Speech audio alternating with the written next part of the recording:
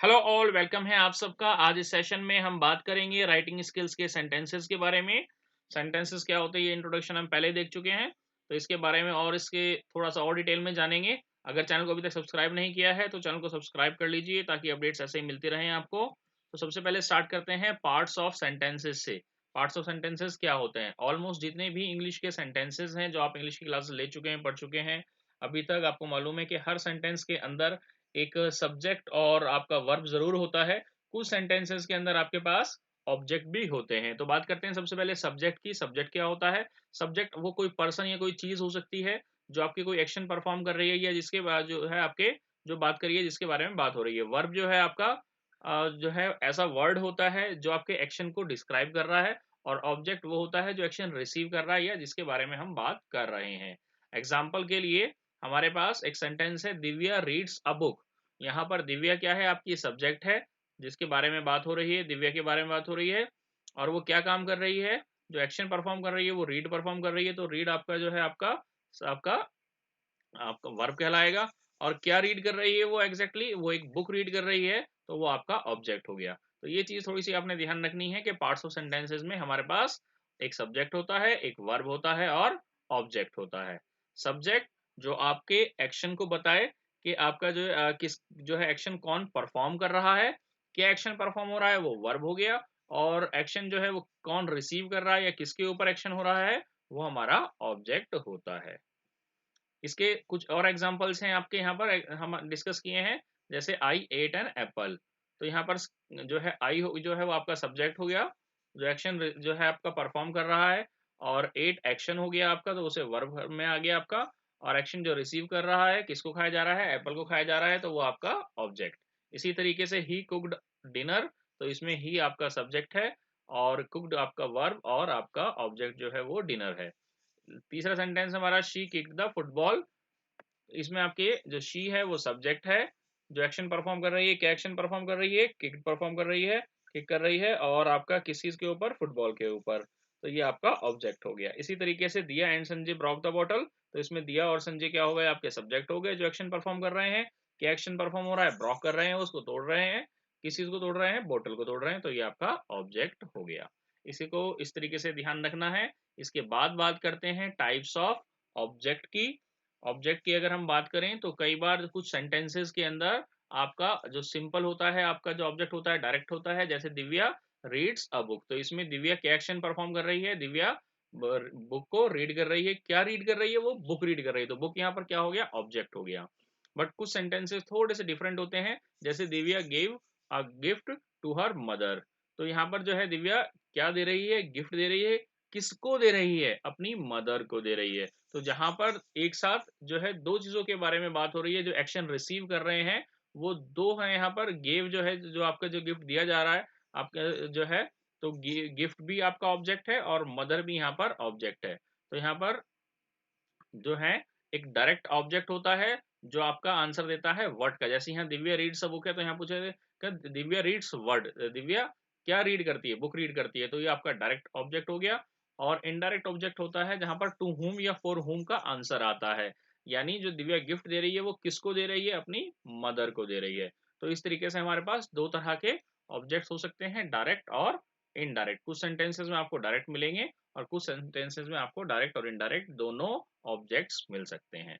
इसके बाद आपके पास कुछ और एग्जांपल हैं इसी तरह के।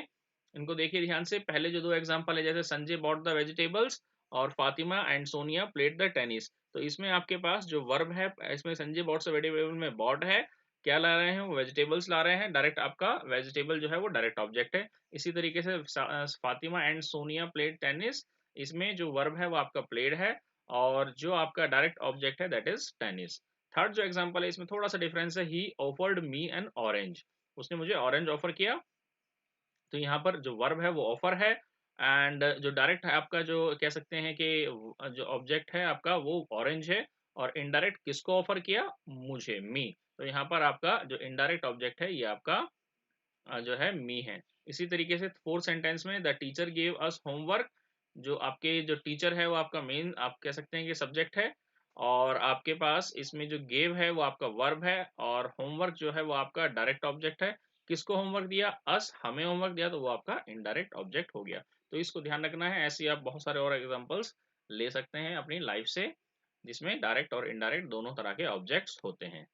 इसके बाद बात करते हैं इसी में टाइप्स ऑफ सेंटेंसेस की, एक्टिव और पैसिव सेंटेंसेस की। एक्टिव और पैसिव सेंटेंसेस आपने सुने भी होंगे। एग्जांपल के लिए यहाँ पर हमारा सेंटेंस है, संजय ब्रोक द ग्लास, और the glass was broken by Sanjay.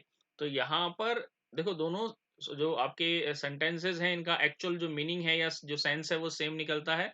यहाँ संजय ने एक ग्लास तोड़ दिया है और उसके बारे में बात हो रही है। तो पहले सेंटेंस में हम यहाँ पर जो मेन सब्जेक्ट है वो संजय के बारे में बात करेंगे, संजय ने जो है ग्लास तोड़ा है। और दूसरे सेंटेंस में जो बात हो रही है यहाँ पर, ये जो ग्लास के बारे में हो रही है, यहाँ पर मेन जो सब्जेक्ट है हमारा वो ग्लास है, कि जो ग्लास है वो टूट गया है, बट किसने तोड़ा है? वो संजय ने तोड़ा है। तो कई बार ऐसा होता है कि सेंटेंस में हमारा जो मेन सब्जेक्ट है वो चेंज हो जाता है। तो उसी तरीके से हमारे डायरेक्ट एक्टिव और पैसिव सेंटेंस भी बनते हैं। फर्स्ट एग्जांपल में जैसे यहाँ पर देखिए, हमारे पास जो संजय है वो है मेन सब्जेक्ट, और सेकंड में हमारे पास जो ग्लास है वो मेन सब्जेक्ट है। तो इसको और थोड़ा डिटेल में समझने के लिए, एक्टिव वॉइसेस क्या होते हैं?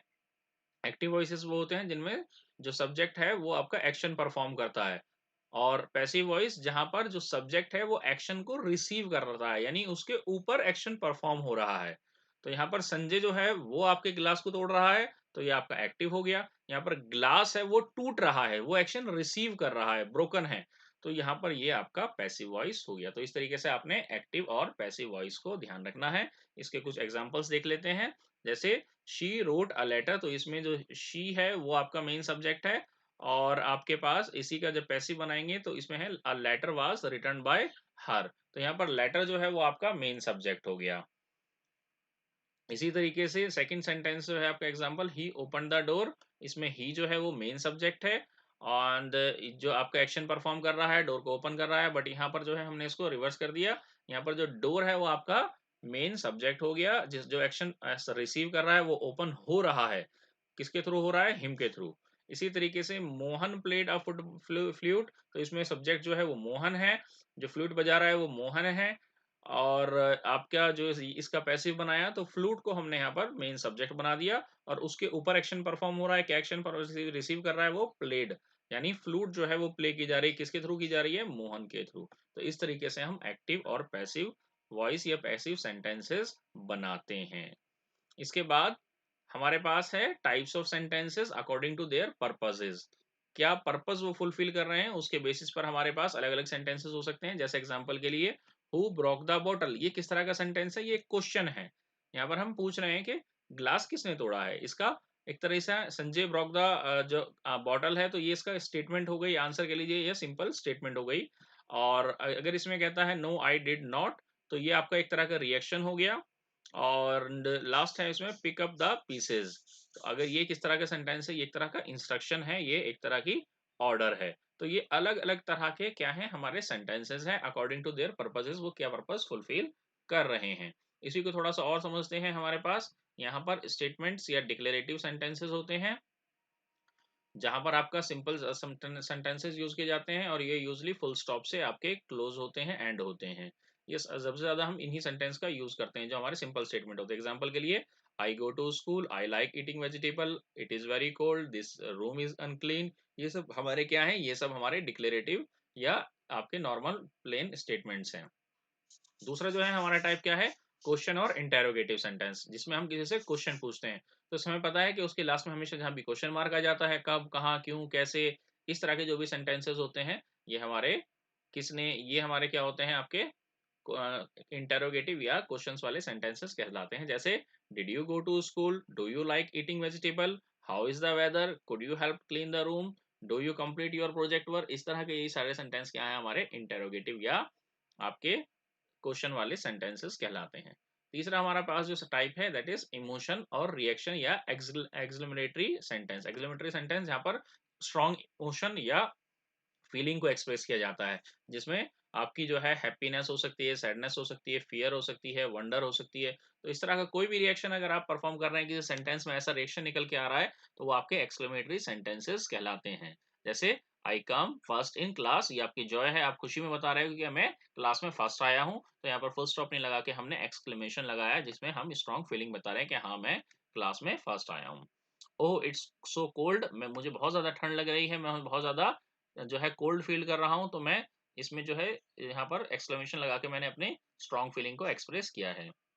आई कंप्लीटेड माय प्रोजेक्ट, इसमें भी मैं अपनी जो है वो एक एक तरह से हैप्पीनेस जो है शो कर रहा हूँ कि मैंने जो अपना प्रोजेक्ट है वो कंप्लीट कर लिया है। तो यहाँ फुल स्टॉप लगाने की जगह हमने एक्सक्लेमेशन लगाया है ये बताने के लिए कि मैं बहुत ज़्यादा इससे जो है कह सकते हैं कि इसका इम्पैक्ट पड़ा है मेरे ऊपर। आई कंप्लीट माय प्रोजेक्ट, इसके स्ट्रॉन्ग फीलिंग को दिखाने के लिए यहाँ एक्सक्लेमेशन लगाया गया है। इसी तरीके से हमारे पास फोर्थ जो टाइप है वो ऑर्डर या इम्परेटिव सेंटेंसेस होते हैं। इसमें किसी को हम कोई एडवाइस दे रहे हैं या रिक्वेस्ट कर रहे हैं, इस तरह से कर सकते हैं। तो इसमें भी हम फुल स्टॉप या आपका एक्सक्लेमेशन लगाते हैं। जैसे go to school today, go to eat, go eat your vegetables. ये सिंपली हम किसी को ऑर्डर या इंस्ट्रक्शन दे रहे हैं, तो ये हमारे पास फुल स्टॉप लगाया हमने इनमें।